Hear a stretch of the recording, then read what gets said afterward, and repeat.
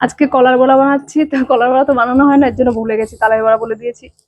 Same হয়েছে দেখতে, তালের বড়ার মতো দেখতে হয়েছে। দেখুন, পুরো তালের বড়ার মতো দেখতে, কিন্তু কলা দিয়ে করেছি। আপনাদের দেখাতে ভুলে গেছি, মাখানোর সময় ভিডিওটা দেখাতে ভুলে গেছিলাম। তো এখানে কিন্তু শুধু কলা, চালের গুঁড়ো আর সুজি আছে আর চিনি, এই দিয়ে কিন্তু উপকরণটা মেখে নিয়েছি। তো এটা আমি দেখাতে ভুলে গেছিলাম। এটা পুরো তালের বড়ার মতন খেতে লাগছে না? হ্যাঁ, গন্ধটা পুরো তালের বড়ার মতন। ভুলে গেছি কলাটা দেখাতে, মানে মাখানোটা দেখাতে ভুলে গেছি।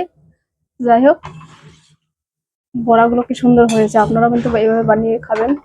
এখন তো তাল মনে হয় পাওয়াও যায় না, জানি না। আমি কিন্তু বড়াটা কলা দিয়েই করছি। একদম ভুলে গেছি দেখাতে মাখানোর সময়। তালের বড়া খাবি? কলার বড়াটা খেতে কিন্তু খুব ভালো লাগে, নরম হয়, তেলও কম লাগে।